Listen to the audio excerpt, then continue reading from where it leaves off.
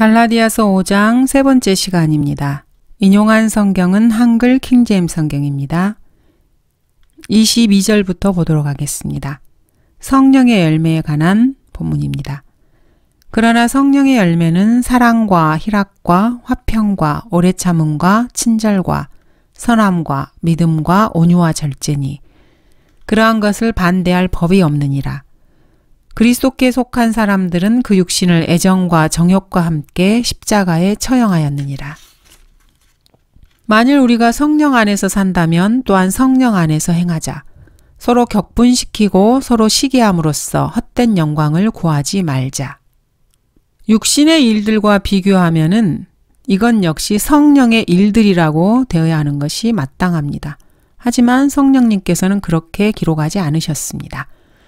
성령의 열매라고 단수로 기록하고 계십니다. 주님께서는 여기서 그리스도인에게 옛 성품과 새 성품 사이에 또 다른 차이를 보여주십니다. 그리스도인이 구원받기 전에는 지옥을 위해서 일했습니다. 왜냐하면 죄의 삭은 사망이기 때문입니다. 그러나 구원받고 나서 그리스도인은 하나님께서 일하시도록 맡겨드릴 때 하나님께서 그리스도 안에서 일하십니다. 그래서 새로운 생명은 일들이 아니라 열매로 그 특징이 지어집니다.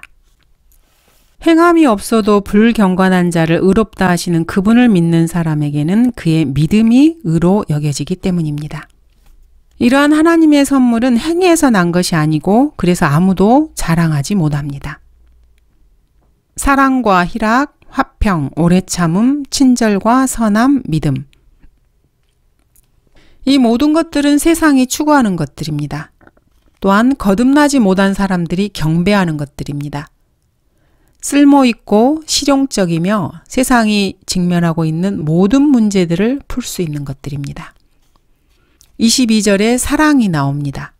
히피, 집시 이런 사람들도 사랑을 부르짖습니다. 그렇지만 사실 이들이 말하는 사랑은 음행입니다.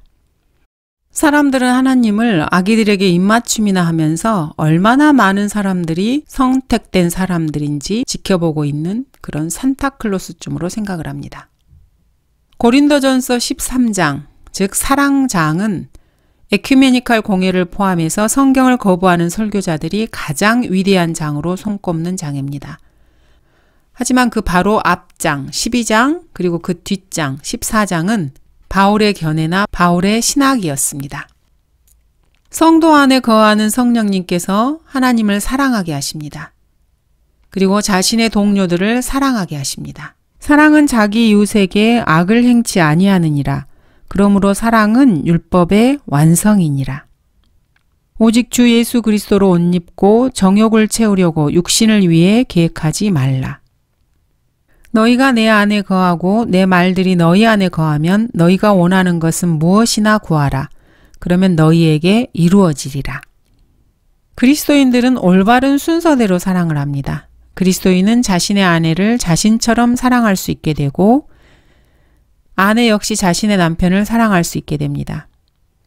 이것은 그 어떤 것으로도 불가능합니다. 오직 성령을 통해서만 가능합니다. 사랑은 하나님께서 아버지이시며 사람들은 형제라는 것을 묵상해서 나오는 그런 결과가 아닙니다. 사랑은 성령의 열매입니다. 또는 술 한 잔을 마시거나 마약을 하는 것과는 사랑은 전혀 관계가 없습니다. 달콤하고 부드럽고 살살 녹이는 잡지에서 나오는 말과도 아무런 관련이 없습니다. 그리스도인이 성령으로 충만하게 되면은 잃어버린 혼들에 대한 사랑이 생깁니다. 그리고 고린도전서 13장에 나오는 사랑장에서 나오는 증거들이 생각이 아닌 마음에서부터 생깁니다. 성령님께서 잃어버린 혼들에 대한 사랑을 그리스도인들의 마음에 넣어주십니다. 눈물로 씨를 뿌리는 자들은 기쁨으로 거두리로다. 귀한 씨를 가지고 나가서 우는 자는 정녕 기쁨으로 그의 단들을 가지고 돌아오리로다. 22절의 희락은 현대 교회에서 간과하는 중요한 요소입니다. 큰 교회들은 카톨릭 미사를 생각나게 하는 신비적이고 형식적이며 딱딱한 의식주의라는 인상을 줍니다.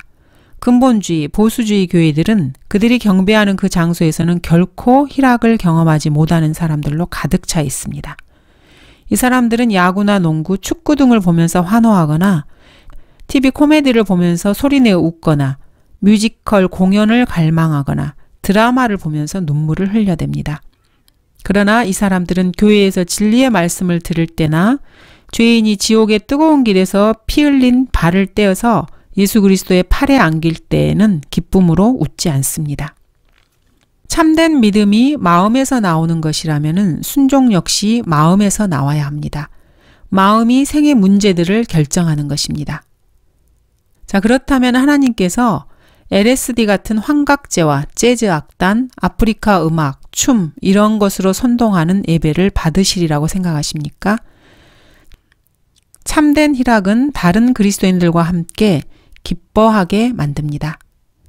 즐거워하는 자들과 함께 즐거워하고 우는 자들과 함께 울라. 성경의 명령입니다. 참된 희락은 다른 그리스도인들과 함께 기뻐하게 합니다. 혼이 구원받을 때 기뻐하고 로마가 멸망할 때 기뻐하며 이스라엘이 팔레스타인으로 돌아올 때 기뻐하고 현재의 구원 안에서 기뻐합니다. 유엔의 회원들이 화평에 관심을 가지고 있다고 생각할지도 모릅니다. 아침부터 저녁까지 1년 365일 화평을 외치지만 화평은 없을 것입니다. 왜냐하면은 주가 말하노니 악인에게는 화평이 없느니라고 말씀하시기 때문입니다. 화평의 왕께서는 화평이 아니라 칼을 가져오셨기 때문입니다. 화평의 왕께서 보좌에 오르시기까지는 어떤 칼도 보습으로 바뀌지 않을 것입니다. 뉴욕 유엔 빌딩의 비문에는 이사야 2장 4절이 새겨져 있습니다. 이는 호치민에 관해 주 안에서 죽는 자들은 복이 있도다 라고 새기는 것과 같습니다. 유대인이 슬픔을 당하자 리베만이 마음의 화평이라는 책을 썼습니다. 카톨릭이 낭패를 당하니까 쉰이라는 사람이 혼의 화평이라는 책을 썼습니다. 개신교가 낭패를 당하자 그레암이 하나님의 화평이라는 책을 썼습니다. 하지만 성경에 따르면은 보혈을 통하여서 화평을 갖습니다. 부정직하고 거듭나지 못한 정치인들과 종교 지도자들은 자신들의 인기를 잃지 않기 위해서 끊임없이 화평이라는 이 단어를 사용합니다. 화평은 마치 날씨와 같습니다. 모든 사람들이 화평에 대해서 말하지만은 아무도 그것에 대해서 어떤 일도 하지 못하는 것입니다. 정치인들이 하는 것이라고는 고작 화평에 대해서 이야기하는 것이 전부입니다. 그리고는 자신의 국가에 군대와 해군을 육성합니다. 프로이센에는 만일 비가 온다면 실내 체육관에서 전쟁을 할 것이라는 그런 말이 있습니다. 이는 러시아와 중국의 역사의 핵심을 잘 착한 말입니다. 미국은 자국의 힘을 키워서 화평을 위한 전쟁을 벌입니다. 또한 중국과 러시아는 자신들의 국민들과 군수품을 위해서 전쟁을 싸울 준비를 합니다. 어떠한 국가도 군비 축소를 할 만큼 화평을 신뢰하지 않습니다. 군축을 한다고 말하는 국가는 사실 거짓말을 하거나 미친 것이 틀림없습니다. 이들은 하나님의 화평을 거부했기 때문에 이 세상은 계시록 20장 9절이 될 때까지 전쟁과 전쟁의 소문이 끊이지 않을 것입니다. 사람들이 인종차별을 폐지하고 대화하고 평화협정을 맺고 힘의 균형을 유지하는 등 그 어떤 일을 도모하더라도 성경 예언에는 조금도 영향을 미칠 수 없습니다. 이들이 하나님의 화평을 거부했기 때문입니다. 주님께서는 제자들에게 마음의 화평을 주시고자 하십니다. 너희는 마음에 근심하지 말라. 너희가 하나님을 믿으니 또한 나를 믿으라. 내 아버지 집에는 많은 저택들이 있느니라. 그렇지 아니하면 내가 너희에게 말하였으리라. 나는 너희를 위하여 처소를 마련하러 가노라. 내가 가서 너희를 위하여 처소를 마련하면 다시 와서 너희를 내게로 영접하여 내가 있는 그곳에 너희도 있게 하리라. 내가 어디로 가는지 너희가 알고 또 그 길도 너희가 아노라. 마지막 세계대전, 즉 그들이 땅의 넓은 데로 올라가서 성도들의 진영과 사랑하시는 도성을 포위할 때까지는 이 땅에 참된 평화는 없을 것입니다. 그들에게 하늘에서 불이 하나님께로부터 내려와 그들을 완전히 다 삼켜버릴 것입니다. 천년왕국의 끝에 배교로 끝나는 천년왕국 끝에 이런 일이 일어날 것입니다. 그 후에야 참된 평화가 도래할 것입니다. 화평과 오래 참음과 친절. 그리스도인은 예수 그리스도를 통하여 하나님과 화평을 누립니다. 모세에게 말씀하셨던 하나님의 위대하신 성품인 오래 참음을 나타낼 수 있습니다.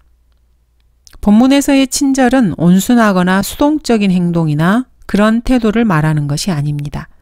자유주의자들은 친절의 개념을 원수에게 양보하여 자신을 죽이도록 내버려 두는 것, 이쯤으로 생각을 합니다.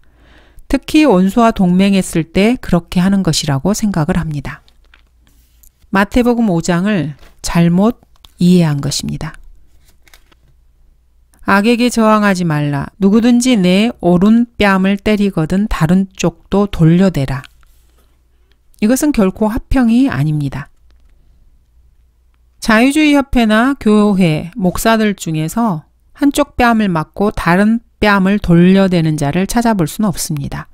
자유주의자들이나 카톨릭 근본주의자들을 라디오 프로그램에서 끌어내려고 시도할 때나 자신들의 교회를 떠나는 것을 지키기 위해 사용하는 술책에 전혀 친절을 발견할 수 없습니다.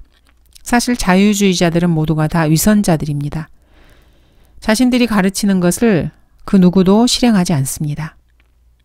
오래 참음과 친절과 선함. 9가지 성령의 열매 중에서 처음 3가지는 내적입니다. 사랑과 기쁨과 화평은 내적인 것입니다. 오래 참음과 친절과 선함은 외적인 것입니다. 그리고 마지막으로 믿음과 온유와 절제. 이것은 하나님께 대한 것입니다. 사실 바울이 복음을 전파할 때는 온유한 것이라고는 전혀 없었습니다. 바울이 나타내었던 두려움과 떨림은 하나님께서 바울 자신의 메시지를 사용하심에 대한 떨림이었습니다. 청중들의 감정을 상하게 할까 염려하는 그런 떨림이 결코 아니었습니다. 선함은 구원받은 사람이든지 구원받지 않은 사람이든지 간에 사람에 대한 외적인 행동 전부를 포함하는 것입니다. 그리스도인은 개인적으로 사람을 대할 때 친절해야 합니다. 그리고 다른 사람과 관련해서 선을 행해야만 하고 그 사람들의 욕설과 냉담, 차별적 대우, 명예훼손, 박해, 비열한 행동에 대해서 오래 참아야만 합니다. 이 말은 결코 설교나 메시지, 증거를 할 때 타협하라는 말이 아닙니다. 훌륭한 그리스도인이 강력한 말로 다른 사람의 감정을 상하게 하지 않아야 된다. 이런 주장은 본문에서 결코 발견되지 않습니다. 믿음과 온유와 절제. 이것은 주님께 대한 성도들의 관계를 보여줍니다. 여러분이 그리스도인 성도라면 하나님의 약속을 믿어야 합니다. 그리고 하나님의 섭리를 믿어야 합니다. 하나님을 사랑하는 자들에게는 모든 일이 합력하여 선을 이룬다고 약속이 주어져 있습니다. 그리스도인이라면 주님께로 오는 명령을 온유하게 받아들여야 합니다. 그리고 복종해야 합니다. 주여, 그럴 수 없나이다. 주께서 내 발을 절대로 시키지 못할 것이니이다. 이렇게 시몬 베드로가 했던 것처럼 그렇게 해서는 안 됩니다. 그리스도인인 여러분이 취할 올바른 자세는 주여 말씀하소서 주의 종이 듣나이다. 이것입니다. 절제라는 것은 자기 조절을 말하는 것입니다. 성령으로 충만한 그리스도인들에게 꼭 필요한 지침서는 고린도전서 9장 25절입니다. 이기려고 애쓰는 사람은 누구나 모든 일에 자제하나니 이제 그들은 썩어질 면류관을 받으려 하지만 우리는 썩지 않을 면류관을 받고자 함이라. 23절은 그러한 것을 반대할 법이 없다고 말씀하십니다.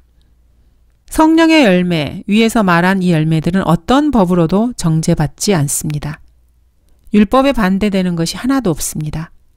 성도가 성령 안에서 행하고 성령의 열매를 맺는다면은 법적으로나 실제적으로나 어떠한 정죄도 받지 않습니다. 주님은 포도나무이고 우리 그리스도인들은 그 가지들입니다. 우리 그리스도인들은 오직 포도송이를 맺을 뿐 주님께서 그 포도송이를 만드시는 것입니다. 그리스도인들의 나쁜 행위들은 그리스도인들이 육신의 자신을 맡기고 그러한 일들에 자신의 의지를 동의했기 때문에 일어나는 것입니다. 이러한 나쁜 행위들은 그리스도인들 자신의 육신의 일들입니다. 그리스도인들의 선한 행위들은 그리스도인들이 성령께 내맡기고 그 열매에 그리스도인들의 의지가 동의했을 때 일어나는 것입니다. 그때 그리스도인 안에 계신 성령께서 맺으시는 열매입니다. 그리스도인들은 모든 진리를 헬라어 도움 없이도 성경 본문을 보고 붙잡을 수 있습니다. 기독교 학자라는 사람들, 성경 교사, 목사라는 사람들은 여기서 믿음을 존경으로 바꿔야 한다는 사람도 있고 믿음을 충성으로 바꿔야 한다는 사람도 있습니다. 또 친절을 호의로 바꿔야 한다. 이렇게 주장하는 사람도 있습니다. 성령의 열매는 인격, 즉 품성을 위한 것입니다. 성령의 은사는 능력과 관련이 있습니다. 그러므로 육신적인 그리스도인들은 이 갈라디아서 5장의 성령의 열매 이전에 고린도전서 12장의 은사들을 갈망합니다. 그리스도인은 열매를 행할 수 없습니다. 단지 열매를 맺을 뿐입니다. 그리스도인은 희락을 행할 수 없습니다. 희락을 경험할 뿐입니다. 그리스도인은 온유를 행할 수 없습니다. 이 사실을 인정하지 않는 사람은 위선자입니다. 성령께서는 성령을 소유하고 성령 안에서 행하는 자들 안에서 열매를 맺게 하십니다. 카톨릭 성경에다가 각주를 다는 사람들은 성령의 열매에 대해서 조금도 알지 못하는 사람들입니다. 그 사람들은 뿌리가 없어서 가짜 열매를 맺으려고 애쓰는 노력하는 자들일 뿐입니다. 이러한 성령의 열매를 위조하는 가짜 열매를 자신들의 행위로 드러내려고 하는 사람들이 현대 기독교에는 참으로 많습니다. 성령의 열매와 이러한 가짜 열매들을 반드시 그리스도인들은 구별해내야 합니다. 사람들이 잠자는 동안 그의 원수가 와서 곡식 사이에 독보리를 뿌리고 가버리니 사탄은 원수입니다. 이 원수 대적자는 위조품으로 일을 망치려고 노력합니다. 모든 믿는 자들 안에서 대적자가 역사를 합니다. 사탄의 일은 어두움 가운데서 행해지고 비밀스럽게 행해지며 또 모조품 가짜 그리스도인들을 양산해냅니다. 그리스도께 속한 사람들은 그 육신을 애정과 정욕과 함께 십자가에 처형하였느니라. 십자가에 처형된 것을 보면은 본문은 자기 자신에게 스스로 부과한 것입니다. 그리스도와 함께 십자가에 못 박혀 죽는 것은 그리스도와 연합했을 때 하나님께서 친히 못 박으신 것입니다. 하지만 본문은 현재 육신과의 싸움에다가 진리를 적용한 것입니다. 그러므로 우리가 죽음 안으로 침례를 받아 그와 함께 장사되었으니 이는 아버지의 영광으로 인하여 그리스도께서 죽은 자들로부터 일으켜지신과 같이 우리도 또한 생명의 새로운 가운데서 행하게 하려 함이니라. 만일 우리가 그의 죽으심의 모양으로 함께 심겨졌다면 또한 그의 부활하심의 모양과 같이 되리라. 우리가 이것을 아나니 곧 우리 옛사람이 그와 함께 십자가에 못 박힌 것은 죄의 몸을 멸하여 더 이상 우리가 죄에게 종노릇하지 않게 하기 위함이니라. 이는 죽은 자가 죄로부터 자유롭게 되었기 때문이라. 이제 우리가 그리스도와 함께 죽었으면 또한 그와 함께 살 줄을 믿으며. 바울이 내가 그리스도와 함께 십자가에 못 박혔으나 이렇게 말했을 때 하나님의 관점에서 보자면은 실제적으로 죽은 것입니다. 못 박혔기에 육체적인 죽음까지 지속되는 것을 의미합니다.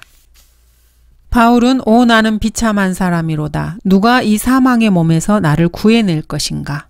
이렇게 외치고 있습니다. 본문에서 바울은 육신을 애정과 정욕과 함께 십자가에 처형하였느니라 이렇게 말하고 있습니다. 하나님께서 그렇다고 선언하신 것을 실행하는 참된 그리스도인을 말하고 있는 것입니다. 하나님께서는 너희도 너희 자신을 정령 죄에게는 죽은 자요 예수 그리스도 우리 주로 말미암아 하나님께는 산 자로 여기라고 명령하고 계십니다.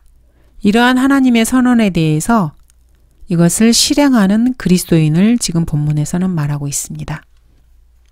주께서는 자기에게 속한 자들을 아시며 또 그리스도의 이름을 부르는 자는 누구라도 죄악에서 떠나라. 이렇게 명령하고 계신 것입니다. 애정과 정욕은 TV에서 하루 종일 방송하는 아주 포괄적인 영역을 포함하고 있습니다. 광고의 목적은 사실 탐심을 자극하고 그것을 생성시키는 것입니다. 광고를 많이 보면은 사실 그 물건을 자기도 모르게 사고 싶어집니다. 그러므로 땅 위에 있는 너희의 지체를 죽이라. 곧 음행과 부정과 사욕과 악한 색욕과 탐심이니 탐심은 우상숭배니라. 광고를 통해서 사람 마음속 깊숙이에 있는 탐심을 자극하는 것입니다. 더 많은 것을 갖고 싶어하는 욕구를 일으키는 것이죠. 성경에 따르면 이것은 우상숭배입니다. 그것을 지켜보는 사람들은 그것을 좋아하거나 사랑하는 것입니다. 그것을 원하고 욕망으로 바라보는 것입니다. 기꺼이 갖고자 하는 그런 마음이 있거나 열광적으로 원하게 됩니다. 위에 있는 것에 마음을 둘 때 육신이 현재 시제로 십자가에 처형된 것입니다. 그러므로 너희가 그리스도와 함께 살아났으면 위에 있는 것들을 구하라. 거기에는 그리스도께서 하나님의 오른편에 앉아 계시느니라. 위에 있는 것들에 너희 마음을 두고 땅에 있는 것들에 마음을 두지 말라. 이는 너희가 죽었고 또 너희의 생명이 그리스도와 함께 하나님 안에 감추어졌기 때문이라. 십자가에 처형된다는 것은 십자가의 처형은 폭력적이고 수치스럽고 고통스럽고 단번에 죽는 것이 아니라 몇 시간씩 오래도록 끄는 죽음입니다.